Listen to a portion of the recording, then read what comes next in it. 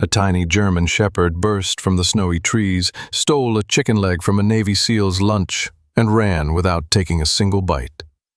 Mark Sullivan shouted after the puppy, but the little thief kept moving, limping through the drifts, stopping only to make sure the soldier was still following. Why would a starving puppy refuse to eat? What was waiting beyond the frozen service road? And why did the puppy begin crying beside a van buried beneath the snow, with 5 elderly women trapped inside? This is a fictional story created for storytelling purposes. Before we begin, tell me, where are you watching from? Drop your country in the comments below.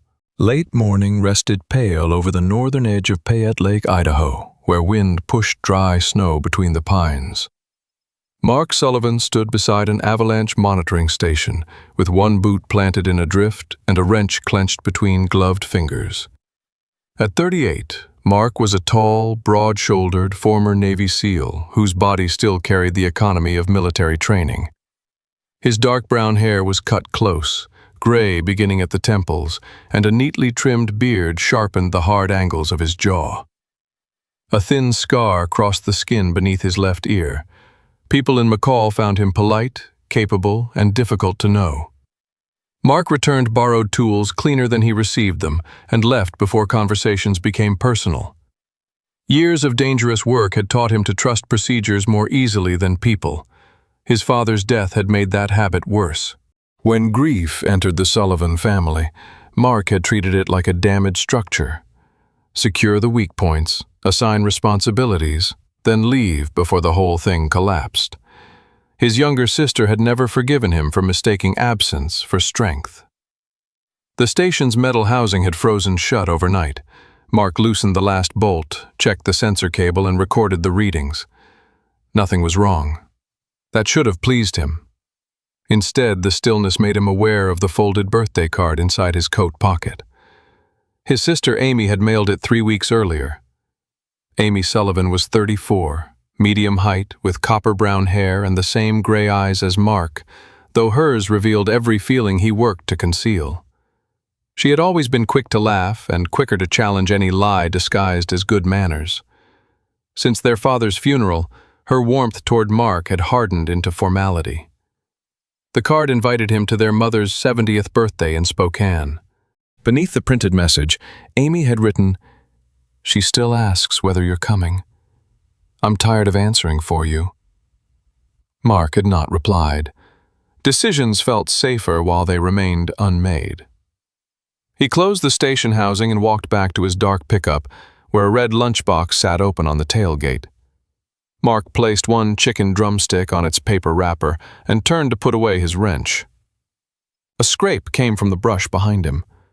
Before he could straighten, a small black and tan shape shot beneath his arm, struck the lunchbox with an oversized paw, and seized the chicken. Mark caught fragments at first. Thick puppy legs, a narrow body beneath damp fur, one ear standing upright while the other folded sideways. The German Shepherd puppy could not have been more than 9 weeks old.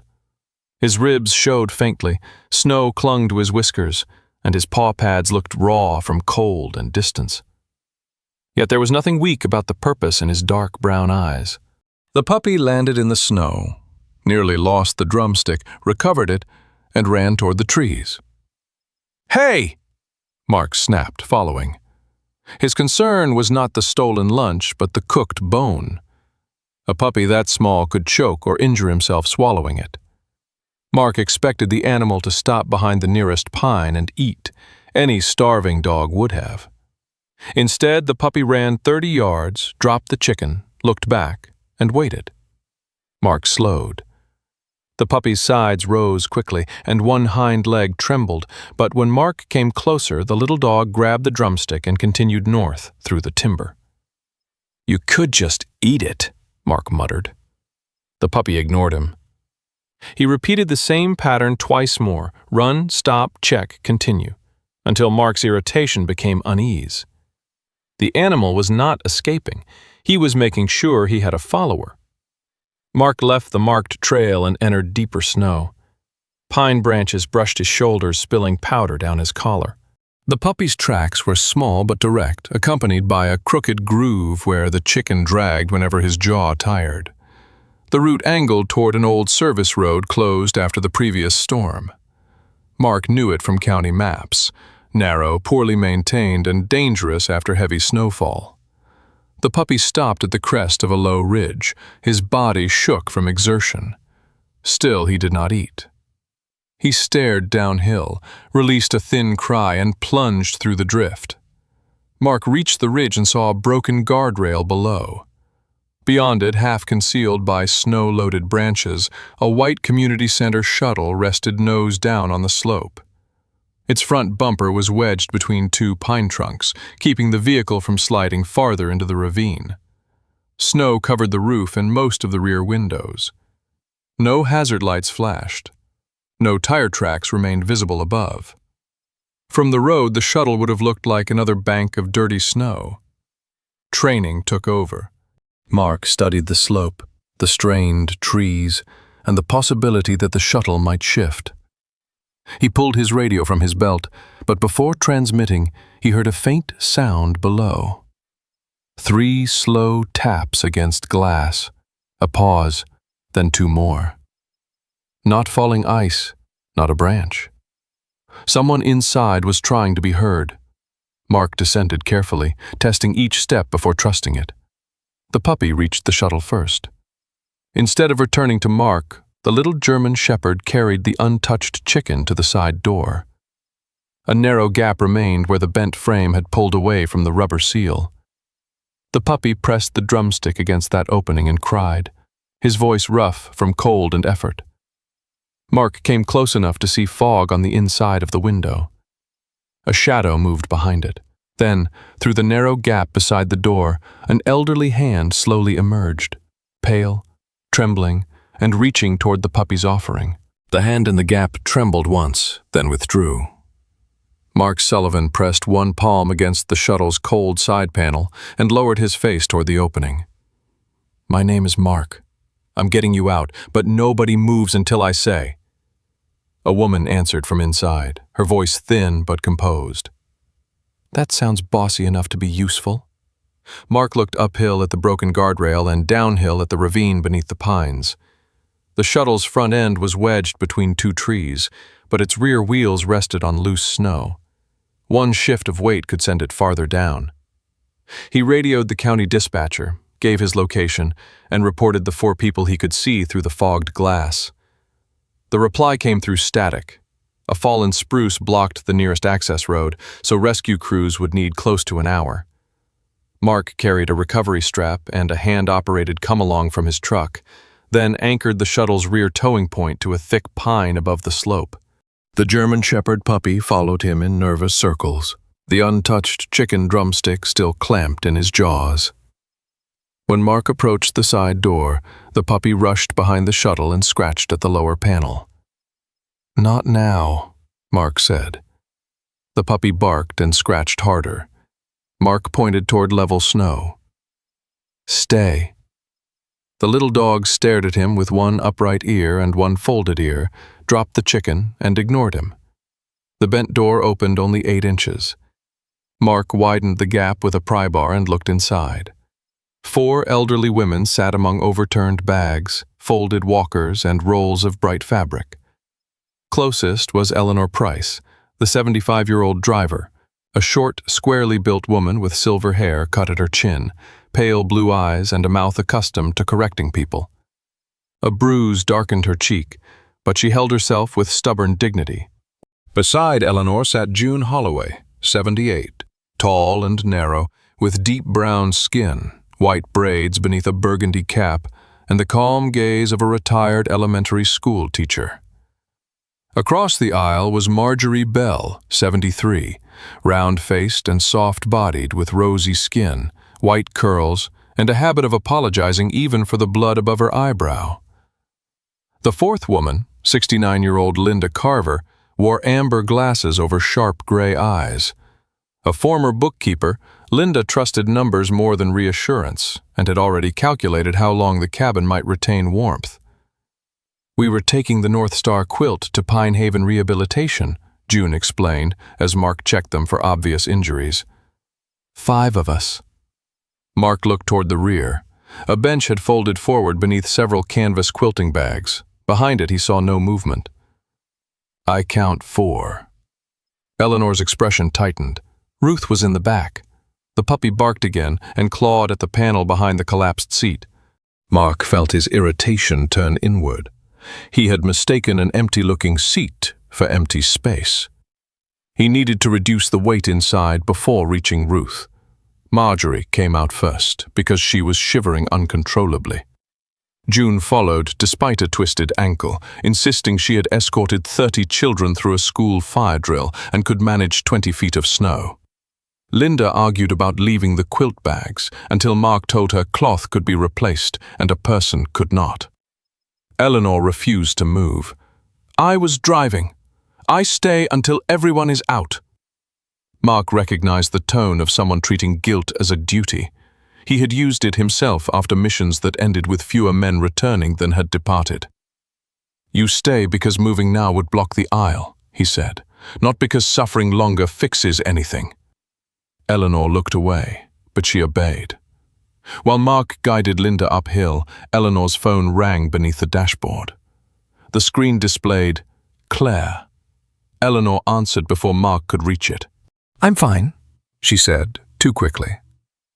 Claire Price, Eleanor's 46-year-old daughter, was a pharmacy manager in Boise with straight auburn hair, freckled skin, and a habit of turning fear into instructions. Since her father's death 4 years earlier, Claire had checked Eleanor's medications, weather alerts, and driving routes as though vigilance could bargain with loss. Eleanor told her they had slipped on ice and that help was coming. She did not mention that the batteries in her hearing aids had died before breakfast. She had missed Ruth's warning about the turn, then continued down the unfamiliar road, rather than admit she had not heard. The secret sat inside Eleanor with more weight than the bruise on her cheek. She did not consider herself reckless. She considered herself tired of being watched for signs of decline. Do not come up here, Eleanor said. Claire replied that she was already leaving Boise. Mark climbed back into the shuttle. The puppy stood with both front paws against the rear panel, nose pressed to a narrow opening beside the collapsed bench.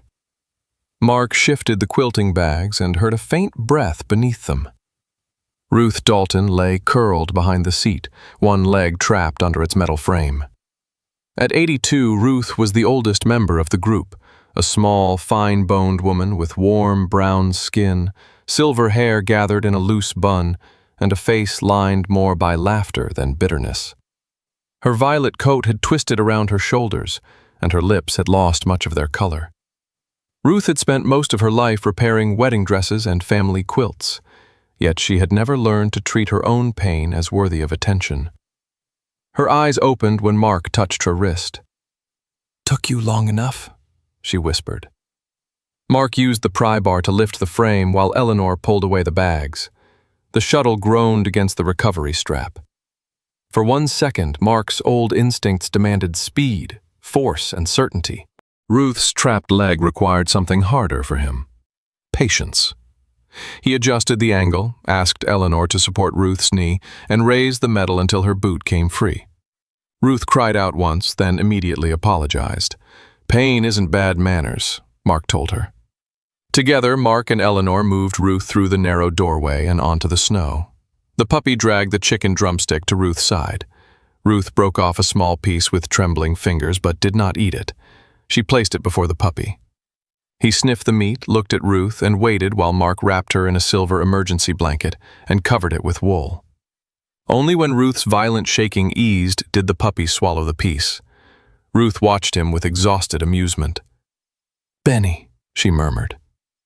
A thief that small needs a name gentle enough to confuse the police. The puppy licked grease from his whiskers and settled beside her uninjured foot as the first distant siren moved through the trees. By late afternoon, the storm had weakened over McCall, leaving the hospital windows filmed with wet snow and the parking lot crowded with emergency vehicles. The 5 women from the community center shuttle had been divided among curtained examination rooms. though their voices continued to travel down the corridor as if walls were merely impolite suggestions. June Holloway had a badly sprained ankle. Marjorie Bell needed 6 stitches above her eyebrow. Linda Carver had bruised ribs, and Eleanor Price was being monitored for a mild concussion. Ruth Dalton's condition was more serious.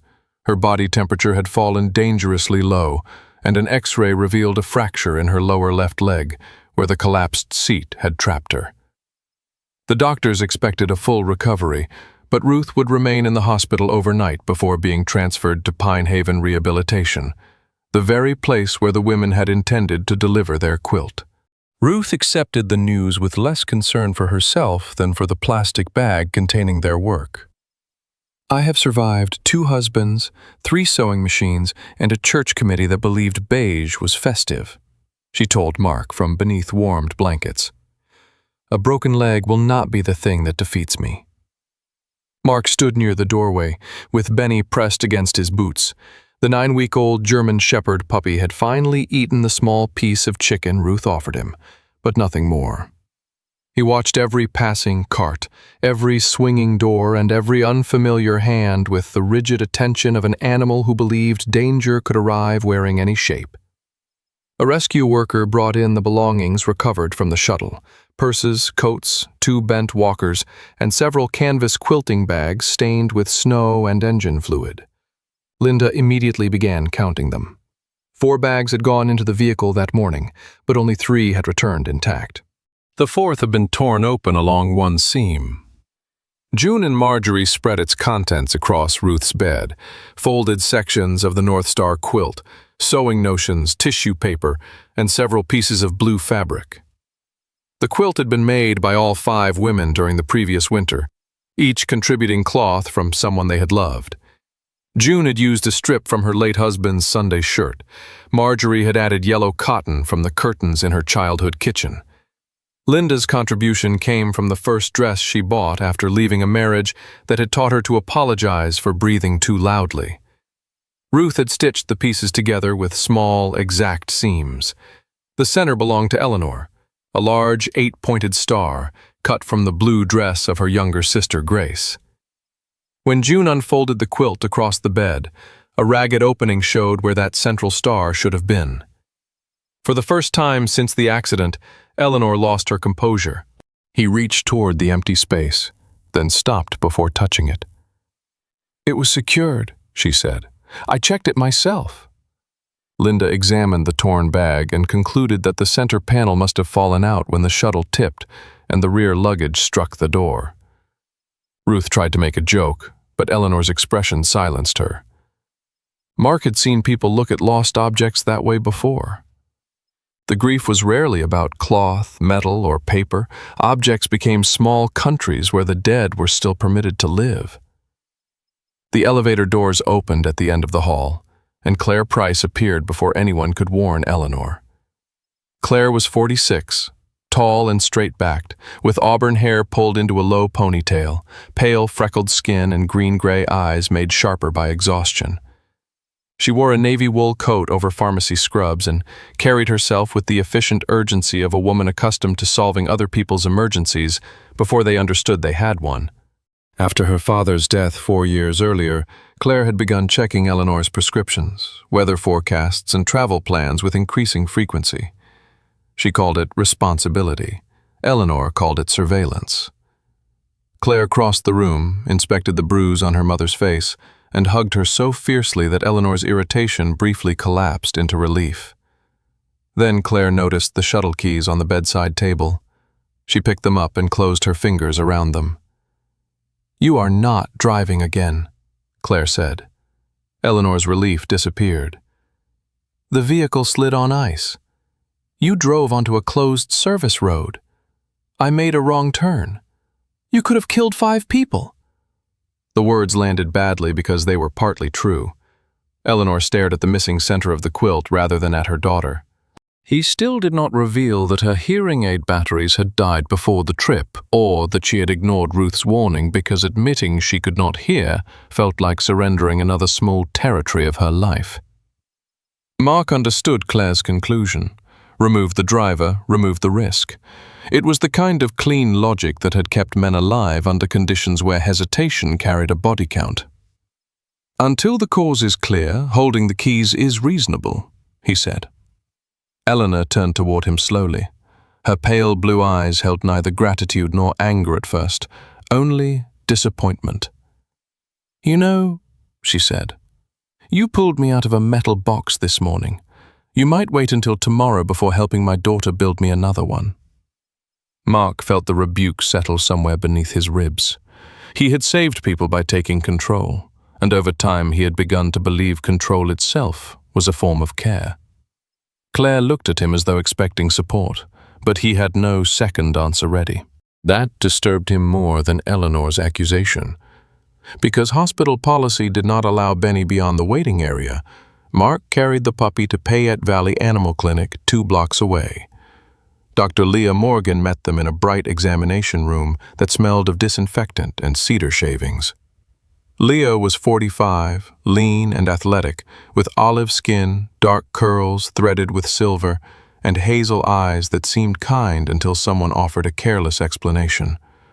She wore green scrubs beneath a faded flannel shirt and spoke to frightened animals with greater patience than she usually extended to confident people. Leah had spent 6 years working wildlife rehabilitation before opening her clinic, an experience that had taught her that rescue without restraint could become another kind of harm. She scanned Benny twice but found no microchip. The puppy was underweight, mildly dehydrated, and had small cracks in his paw pads. Beneath the thick fur around his neck, Leah discovered a narrow band of damaged skin. "This came from pressure," she said. "A cord, wire, or collar kept too tight for too long."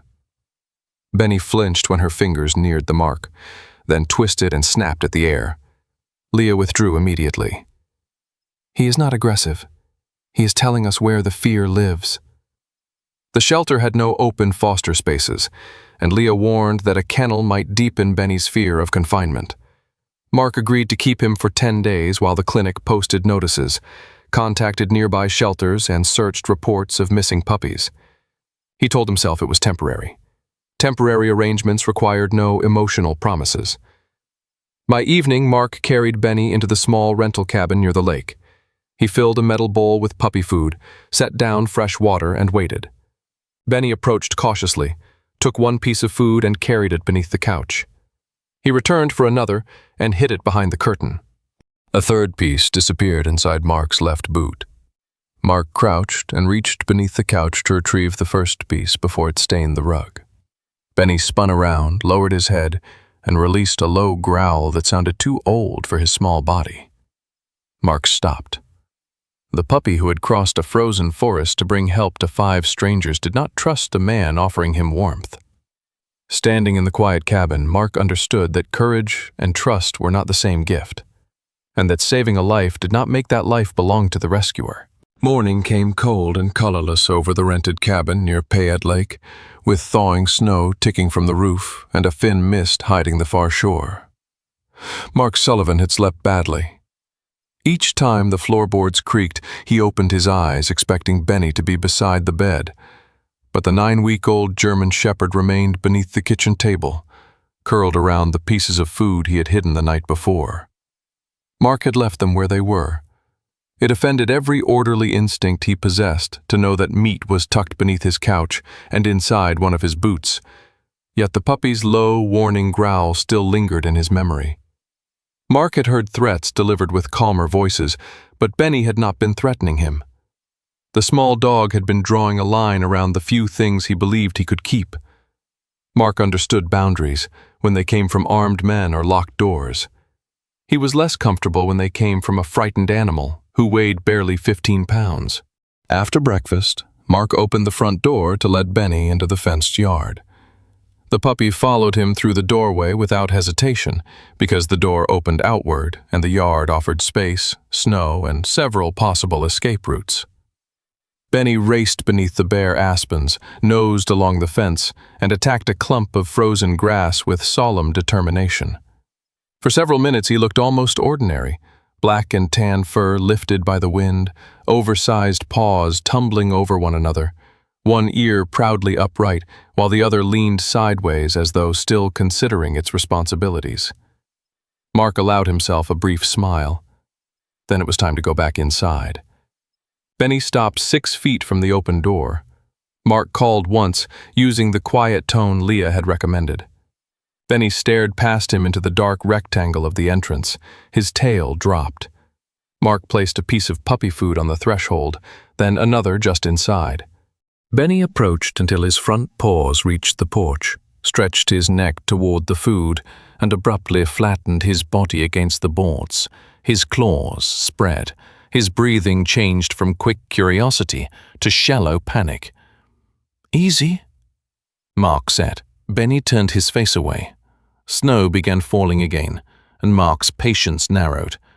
He had a sensor report due by noon, laundry in the washer, and a clinic appointment scheduled for Benny. None of those things cared about the puppy's private history. Mark clipped on the leash and tried gentle pressure. Benny braced all 4 legs.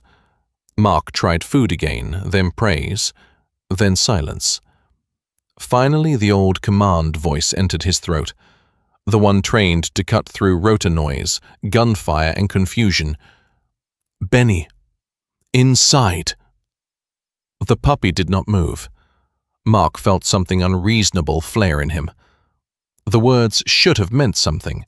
Commands had once moved men through smoke because they trusted that hesitation could kill them. Benny merely looked at the doorway as though Mark's authority belonged to another species. Mark pulled more firmly. The puppy slid several inches across the porch, twisted, and seized Mark's gloved hand. His teeth did not break the leather, but the force of the panic surprised them both.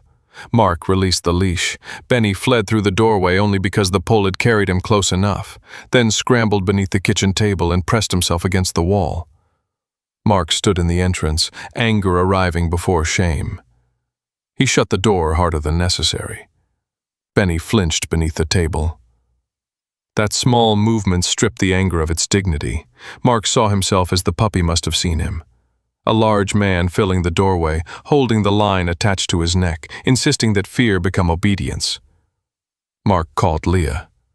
She arrived 20 minutes later in her faded flannel shirt, dark curls damp with snow, and a paper cup of coffee balanced in one hand. She did not crawl beneath the table or attempt to touch Benny. Leah sat on the kitchen floor at an angle, presenting neither a challenge nor an invitation. "Show me exactly what happened," she said. Mark explained the yard, the food, the refusal, and the bite. He used the word stubborn once. Leah's hazel eyes lifted toward him.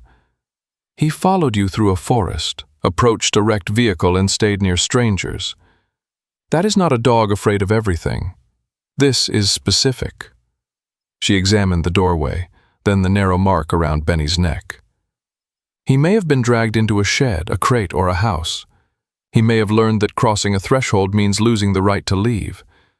We cannot know the memory, but we can see the result." Mark argued that Benny had walked out through the same door. "Outside is escape," Leah replied. "Inside is confinement." She instructed Mark to remove the leash, leave the door open, sit well inside the room, and do nothing. No calling, no staring. No trail of food designed to trick Benny. "He needs to discover that the doorway does not belong to you." For nearly 2 hours, the cabin became a place of uncomfortable stillness. Cold air crept across the floor. Mark sat against the opposite wall with his knees raised, resisting every impulse to intervene. Benny eventually crawled from beneath the table, circled the room, and stepped into the yard. Mark did not follow. The puppy remained outside for several minutes, watching him through the open doorway. Mark thought of Amy's unread messages and realized how often he had treated silence as space when it had actually been abandonment. His phone lay beside him. He played Amy's latest voicemail. Her voice was steady, but exhaustion softened its edges. She did not ask him to come home immediately. He described cleaning their father's workshop alone, signing hospital forms, arranging insurance papers, and driving their mother to appointments, while Mark sent money and efficient instructions from 3 states away. "I know you were working," Amy said. I know you thought you were helping. I need you to admit that I was there alone." Mark called her before courage could become preparation. He apologized, then immediately explained the contract, the travel restrictions, and their father's refusal to discuss his illness. Amy let him finish. "You are still defending the version of yourself who had no choice," she said. "I am telling you what your choice cost me." The call ended without forgiveness. Mark remained on the floor. Outside, Benny lowered his nose and advanced one paw at a time. He reached the threshold, retreated, then tried again. Mark did not speak. Near dusk, Benny stepped fully inside. Nothing closed behind him. No hand reached for his collar. He crossed the room, sniffed Mark's boot, and settled beneath the table. That night, while Mark sat reading without absorbing a word, Benny emerged with one piece of food taken from beneath the couch. The puppy carried it across the floor and placed it beside Mark's foot. He lay down several steps away, watching carefully. Mark did not touch the food or the narrow scar beneath Benny's fur. He simply stayed where he was. For the first time, Benny had brought something out of hiding without fearing it would disappear. 2 days after the rescue, certainty arrived at Pine Haven Rehabilitation in a brown county envelope.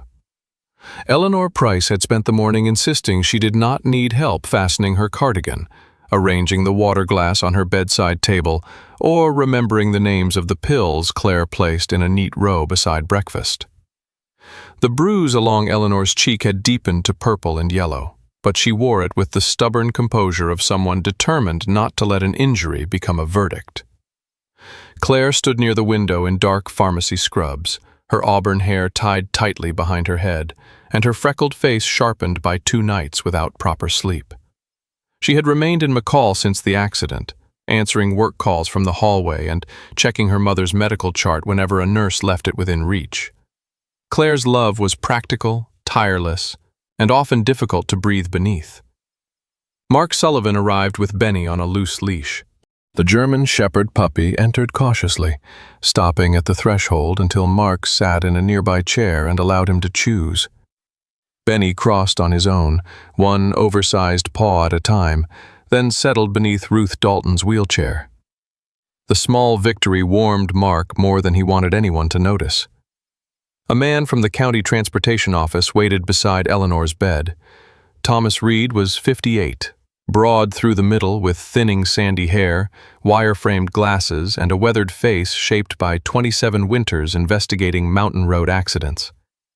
He spoke slowly, not because he lacked confidence, but because years of delivering unwelcome facts had taught him that speed could sound like judgment.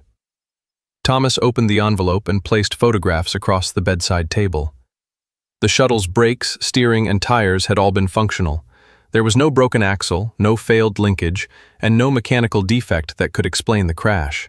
Tire impressions showed the vehicle had entered the closed service road, continued nearly 3/4 of a mile, then slid sideways across a patch of black ice hidden beneath loose snow. The barrier chain was down, Thomas explained, likely damaged by a plow earlier that week, but the warning sign was visible. Eleanor studied the photograph without touching it. Claire folded her arms. So the vehicle did not fail. Thomas hesitated before answering, "No, ma'am." The room became uncomfortably quiet. June, Marjorie, and Linda had gathered around Ruth's bed for their afternoon quilting session, but no one reached for the fabric. Eleanor's hearing aids sat on the table beside the county report. Fresh batteries now powered them. On the morning of the accident, they had not. Eleanor looked at Ruth first, perhaps because Ruth's broken leg made honesty feel like a debt that could no longer be postponed. "The batteries died before we left town," Eleanor said. Claire's face changed, not with surprise but with the terrible recognition of a fear confirmed. Eleanor continued before her daughter could speak. "Ruth told me to take the next paved turn. I saw her mouth moving, but I could not make out the words." Ruth lowered her eyes. "I thought you heard me. I pretended I did." Eleanor's voice remained firm, though her hands had begun to tremble in her lap. She admitted that she realized the mistake when the pavement narrowed and the snow deepened. There had been space to stop and ask Linda to check the map. She had continued instead, hoping the service road would reconnect with the highway. "I did not want all of you watching me," Eleanor said, "waiting for me to prove that Claire was right." Claire took the shuttle keys from her coat pocket and set them on the windowsill, well beyond Eleanor's reach. You could not hear directions, you ignored a warning sign, and you kept driving when you knew you were lost. Her voice was controlled, but grief had begun to push through its edges. "This is not one little mistake." Eleanor lifted her chin. "No, it was several mistakes made in one morning. That still does not erase 57 years of driving. 5 women went down a mountain because you were afraid of looking old." The sentence struck harder than Claire seemed to intend. Marjorie turned away. Ruth closed her eyes. Eleanor's face went still. "And you have been waiting 4 years for something like this," she answered, "because taking away my keys would be easier than living with the possibility that I might make choices you cannot control." Mark stepped between them with the instinct of a man who believed conflict became manageable once converted into procedure. He proposed daylight driving only, mandatory spare batteries, weather restrictions, route sharing, annual hearing evaluations, and a second licensed adult on mountain roads. He spoke clearly and calmly, building a structure strong enough to hold everyone's fear. Claire nodded before he had finished. Eleanor did not. "You make rules quickly," she said. "It must be comforting." Mark felt the remark land where Amy's accusation still lived. Rules reduce risk. "Some do," Eleanor replied. "Others only reduce the number of choices left to the person everyone has decided is the problem." Mark wanted to argue that survival mattered more than pride. Yet he remembered Benny flattened against the porch, resisting a doorway Mark had declared safe. Safety imposed without consent had looked very much like terror from the floor. Thomas collected his photographs and left the family to decide what his report could not. Claire did not return the keys. Eleanor did not ask for them again. The silence between mother and daughter remained unresolved. Dense with love, neither woman knew how to offer without also demanding surrender. Benny moved from beneath Ruth's chair and rested his chin on Eleanor's shoe. Eleanor bent slowly, stopping before touching his neck. Benny sniffed her fingers, then allowed her to stroke the fur between his ears.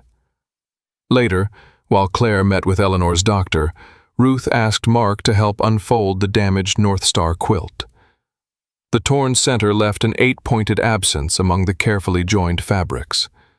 Ruth traced the empty seams with one bent finger. "Grace made that star," she said. Grace Price had been Eleanor's younger sister, a lively woman with thick, dark hair, a wide smile, and a gift for making strangers feel expected. As their mother's health failed, Grace wanted professional home care. Eleanor insisted family should manage alone. What began as a disagreement became a contest over who loved their mother more. Words hardened. Grace moved to Washington, and the sisters stopped speaking for nearly 12 years. "Eleanor says they made peace," Mark said. Ruth gave him a tired look. "They began riding again. That is not the same thing." Grace died after a brief illness before either sister gathered the courage to meet face to face. Her final package contained the blue dress fabric and the embroidered star. Eleanor had sewn it into the quilt but rarely allowed anyone to examine the back. Ruth turned the quilt over. Around the torn opening, pale thread formed the beginning of a sentence. Mark leaned closer. Only 4 words remained intact. "Leave room for what?" "The rest was stitched onto the missing star," Ruth whispered. Somewhere beneath the snow beside the wrong road, Grace's unfinished sentence was waiting with it. 3 weeks later, winter had begun loosening its grip on McCall. Though snow still lay deep beneath the pines, and gray water dripped steadily from the eaves of the community hall. Inside, folding tables had been arranged beneath warm ceiling lights, and the women of the North Star quilting group had gathered to repair the sections damaged in the shuttle accident. June Holloway sorted fabric by color with the patient authority of a former teacher. Marjorie Bell threaded needles for anyone whose hands shook more than hers. Linda Carver recorded every missing piece in a small ledger, as though careful numbers might prevent another loss. Ruth Dalton sat in a wheelchair with her broken leg raised beneath a plaid blanket, giving instructions nobody had officially requested. Eleanor Price worked at the far end of the table beside Claire. The keys to the shuttle remained in Claire's handbag, and neither woman mentioned them. Their peace was not peace so much as a temporary ceasefire, held together by coffee, witnesses, and the understanding that one wrong sentence could reopen everything. Mark Sullivan brought Benny because Leah believed controlled exposure to new places might help the puppy learn that unfamiliar rooms did not always become traps. Benny had grown stronger during the past 3 weeks. His ribs no longer showed so sharply beneath his black and tan coat, the cracks in his paw pads were healing, and his folded ear had begun lifting for several hopeful seconds at a time before surrendering sideways again. Yet his progress came in uneven steps. He crossed the hall's threshold without collapsing, but only after Mark entered first, sat several feet away, and waited. Benny sniffed every table leg, avoided outstretched hands, then settled beneath Ruth's wheelchair, where he could see both doors. Mark kept the leash loose. He had learned that tension traveled down a leash faster than reassurance. The unfinished quilt covered most of the center table. Without its blue star, the middle looked wounded, rather than merely incomplete.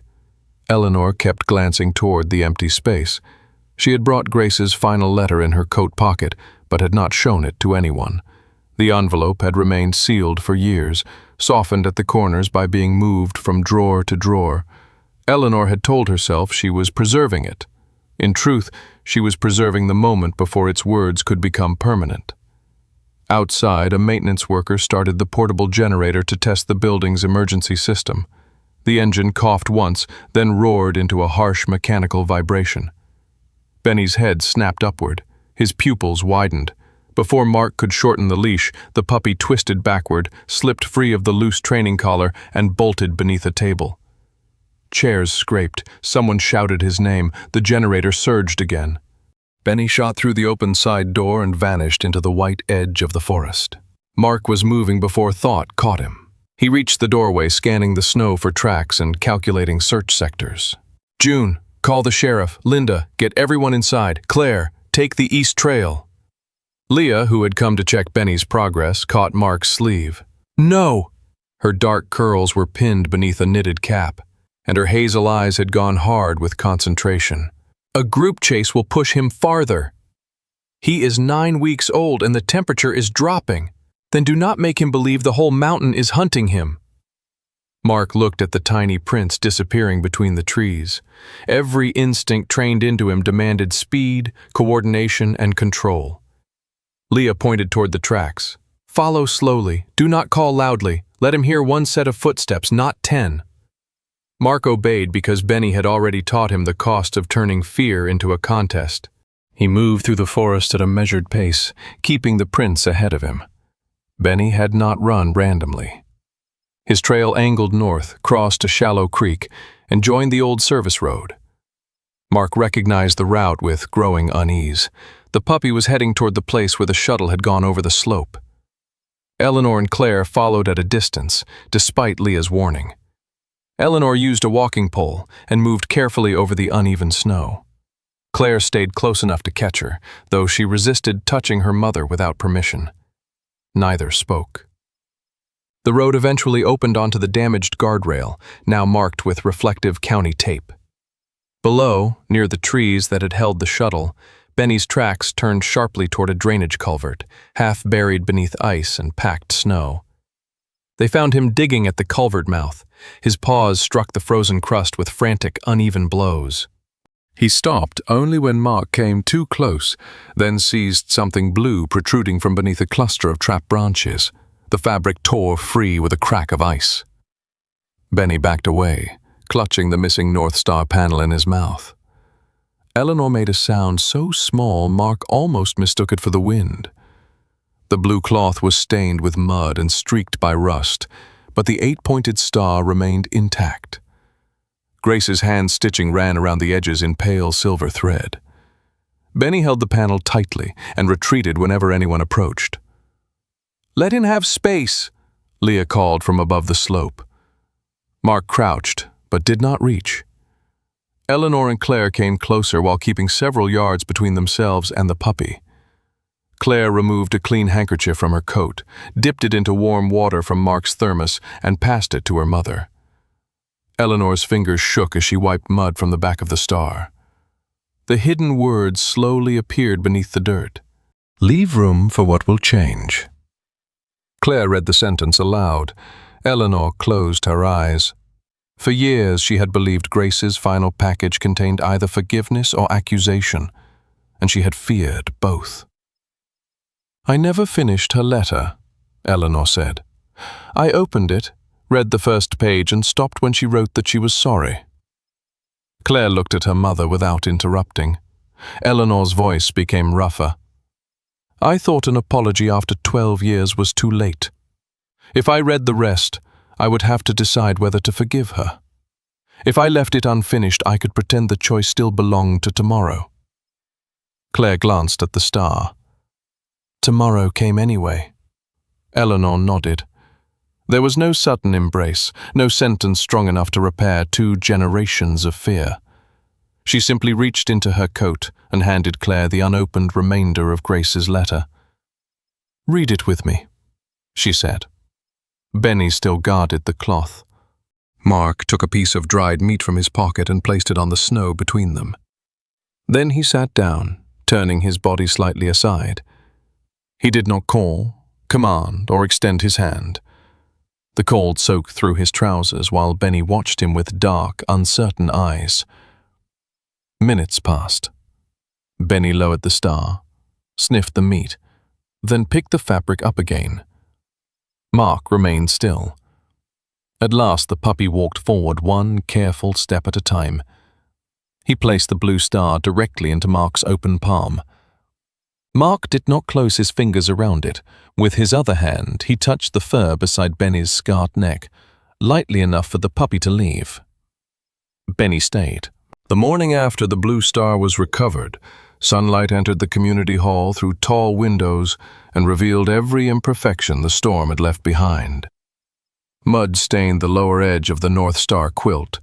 Several seams had opened, 1 corner had been torn, and the recovered center panel remained wrinkled despite Eleanor's careful pressing. Ruth Dalton sat at the main table in her wheelchair, her broken leg extended beneath a wool blanket and her silver hair pinned into a loose bun.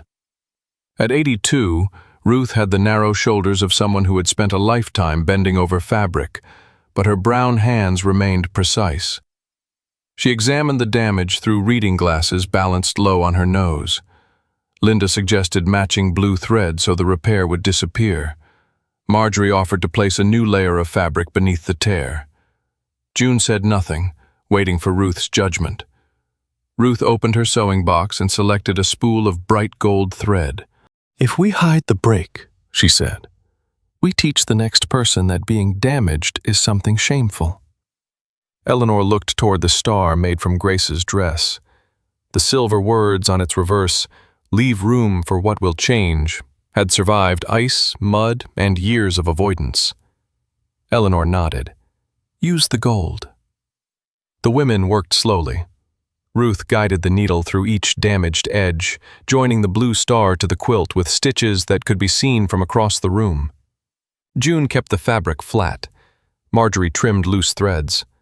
Linda recorded the date of the repair on a small cloth label. Eleanor held the center panel steady, while Claire sat beside her without correcting the position of her hands. The restraint cost Claire more than anyone else understood. For 4 years, she had measured love through prevention, checked prescriptions, cleared icy steps, and called whenever snow appeared in the forecast. Her father's sudden death had convinced her that danger prospered whenever attention relaxed. Eleanor interpreted the same behavior as a quiet campaign to reduce her life before age could do it naturally.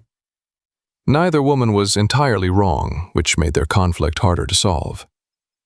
The shuttle keys lay on the table between them. Claire had carried them since the accident. Eleanor glanced at them several times before speaking. "I should not have driven after the hearing aids failed." Claire's shoulders tightened, expecting a defense to follow. Eleanor continued.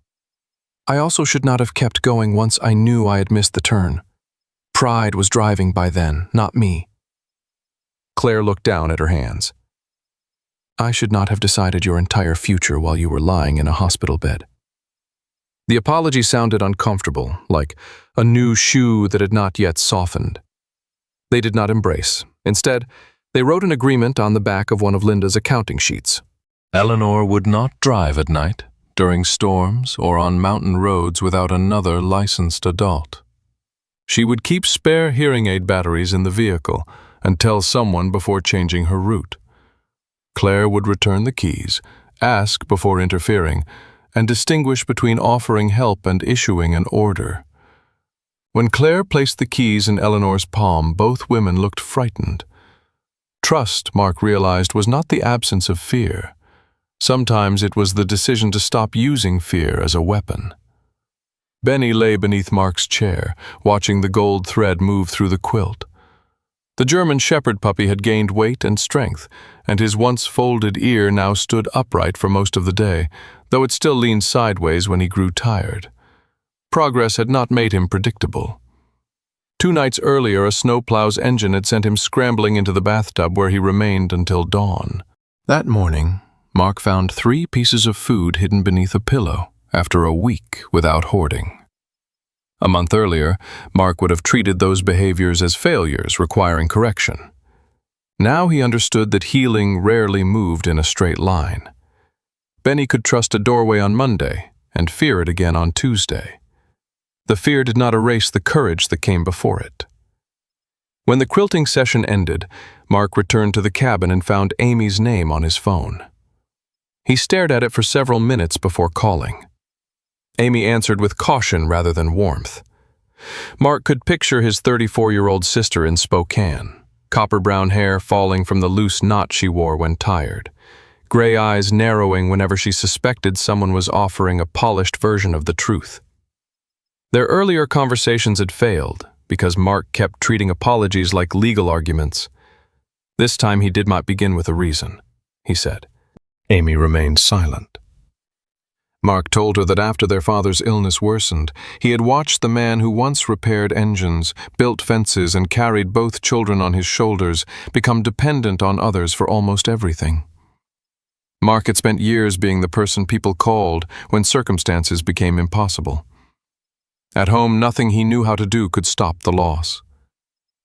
I thought if I stayed, you and Mom would see that I had no answer, he said. So I made myself useful somewhere else, and told myself sending money counted as being there. Amy's breathing shifted on the other end. It helped, she said. It just was not the same as having my brother. I know. No explanation? Mark looked at Benny, who was watching a drifting dust mote as though it carried a secret message. Not this time. Amy did not forgive him. She said some days she still felt angry enough to hang up whenever his name appeared. Then she reminded him that their mother's birthday dinner was the following Saturday. Come if you mean to stay through dinner, she said. Do not arrive late, make a speech, and leave before dessert. I'll stay. We will see, Amy replied, but the sharpness in her voice had softened. That afternoon, Leah arrived carrying a thin folder. Her dark curls were damp from melting snow, and her faded flannel shirt smelled faintly of antiseptic and cedar. She had contacted shelters, breeders, veterinary clinics, and county offices across the region. No one had reported Benny missing. No matching litter had been found. The damaged skin around his neck suggested whatever place he came from had not been kind enough to search very hard. The 10-day hold has passed, Leah said. You can apply to adopt him. Mark placed the forms on the kitchen table. He had signed contracts beneath gunfire, accepted deployments without knowing the return date, and made decisions that affected entire teams in seconds. Yet the blank line labeled adopter's signature unsettled him. Saving Benny had been an emergency. Keeping him was a promise. Mark opened the front door, removed Benny's leash, and sat without calling him. Cold evening air entered the cabin. Benny walked to the couch and sniffed the place where he once hid food. He checked behind the curtain, then pushed his nose inside Mark's boot. Each hiding place was empty. Nothing had been taken from him because nothing had needed hiding that day.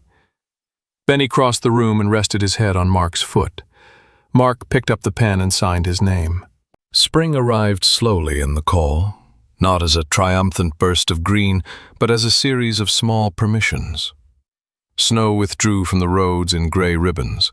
Water began moving beneath the ice along Payette Lake, and the pines released months of buried scent into the warmer air. At Pine Haven Rehabilitation, the repaired North Star quilt was hung across the main wall of the community room. The blue center star remained crossed by bright gold stitches, every repaired seam visible beneath the sunlight. In the lower corner, the women had deliberately left one square unfinished. Ruth Dalton insisted it was not an oversight. The empty space was meant for whoever eventually received the quilt to add a piece of cloth from a life the makers had never known. Linda objected that an unfinished square violated the original pattern. June reminded her that people were not accounting ledgers. Marjorie suggested attaching a small pocket for spare cookies, an idea Ruth rejected only after considering it seriously. Eleanor stood before the quilt with Claire beside her, both women studying the damage they had chosen not to conceal. The recovered words stitched behind the star could not be seen from the front, but Eleanor no longer needed to turn the quilt over to remember them. Leave room for what will change. Eleanor had begun driving again 2 weeks earlier. Her first trip was not dramatic. She drove in daylight to the grocery store with June in the passenger seat, fresh hearing aid batteries in place, and 2 spare packages in the glove compartment. Claire followed in her own car for the first 3 blocks, before realizing what she was doing and turning away. Eleanor noticed but did not mention it. Claire still checked the weather more often than necessary, and occasionally asked whether the fuel tank was full, in a tone suggesting gasoline had become a moral issue. Yet she no longer reached for the keys without permission. Eleanor, in return, reported route changes and cancelled a mountain drive when rain froze across the road. Neither woman felt completely comfortable with the arrangement. That discomfort, Ruth said, was proof that both of them were participating. Mark Sullivan accepted a 6-month position training McCall's volunteer winter rescue team. The work involved navigation, cold weather evacuation, radio discipline, and the less glamorous skills of convincing frightened civilians not to make a bad situation worse. Mark had once believed leadership meant being the person with the fastest answer. Now he built exercises in which volunteers had to pause, listen, and decide whether action was actually required. He did not promise the sheriff he would remain after the contract ended. He had spent too many years treating permanent decisions as traps and temporary arrangements as exits. For the moment, staying 6 months was honest. It was also more than he would once have offered. Benny had become heavier, stronger, and increasingly certain that every unattended sock belonged to him. The German Shepherd puppy's black and tan coat had thickened, his chest had broadened, and both ears now stood upright most mornings, though the left one folded sideways whenever he became tired. He continued hiding biscuits behind the couch and sometimes ignored Mark's call with such deliberate stillness that even Leah admitted the behavior might contain a small amount of ordinary mischief. Benny still disliked engines starting unexpectedly. He still watched doorways before crossing them, but when a door closed behind him, he no longer flattened himself to the floor. On difficult days, Mark opened it again without making the act a lesson. Trust, he had learned, did not grow because someone demanded evidence of it. The Saturday of his mother's 70th birthday, Mark drove Benny to Spokane. The invitation remained folded in his coat pocket, its edges softened from weeks of handling. His mother, Carol Sullivan, was a slender 70-year-old woman with short silver-brown hair, clear gray eyes, and elegant hands that had spent 35 years repairing library books. Grief had narrowed her face since her husband's death, but had not softened her habit of asking direct questions at inconvenient moments. Carol embraced Mark on the porch, then held him at arm's length and said, "You look tired. "Are you sleeping badly, or are you still pretending coffee is a personality?" Benny immediately stole one of her gardening gloves and carried it beneath the dining table. Carol watched him go. "At least one of you announces when he is taking something." Dinner was roast chicken, potatoes, and the apple cake Mark's father had requested every birthday, despite insisting he did not like sweets. Amy sat across from Mark, her copper-brown hair loose around her shoulders, and her expression guarded. She asked about Benny, the rescue contract, and the weather in McCall, but not about their last phone call. Carol asked whether Mark planned to return home permanently. Mark said he did not know. Carol asked whether he intended to disappear again when the 6 months ended. Mark felt the familiar urge to defend himself with contracts, schedules, and distances. Instead, he placed his fork down and said, "I am trying not to." The answer did not transform the table. Amy remained angry. Carol looked disappointed that trying was the most he could promise. A silence settled between them, made worse by the ticking wall clock and Benny chewing something beneath the table that Mark hoped was not expensive. In earlier years, Mark would have checked the time, invented an early departure, and left before dessert. He stayed. He ate the apple cake. When Amy stood to clear the plates, Mark rose and carried the dishes to the kitchen without being asked. Amy did not thank him. She simply shifted aside to make room at the sink. Several weeks later, the North Star Group held its first spring gathering at the community hall. Benny wandered beneath the tables while Ruth supervised a new quilt from her wheelchair, and Eleanor argued with Linda over whether orange fabric could be considered dignified. During refreshments, Benny stole a biscuit from Marjorie's plate and bolted through the open door. Mark followed, expecting to find him burying it beneath a shrub. Instead, Benny stopped beside the bus shelter across the road. An elderly woman sat alone on the bench. She appeared close to 80, small and straight-backed, with smooth silver hair tucked beneath a pale green scarf and a tan coat buttoned carefully to her throat. A worn leather handbag rested between her polished shoes. Her hands lay folded in her lap, motionless except for one thumb rubbing the edge of her wedding ring. Benny placed the biscuit beside her right shoe and looked back at Mark. Mark could not tell whether she was lonely, lost, grieving, or simply waiting for the bus in peace. Once, uncertainty would have felt like a problem demanding an immediate answer. He crossed the road without calling to her or reaching for her bag. He sat at the far end of the bench, leaving an open space between them. Benny climbed into that space. One ear upright and the other beginning to fold with sleep, the little dog watched the road ahead as though every unknown place might conceal an accident, or the beginning of a family that had not yet met. Maybe the miracle in Benny's story was not that a puppy found 5 women in the snow. Maybe the deeper miracle was that God used one frightened, hungry little life to lead several wounded people back toward trust. Mark believed strength meant having answers.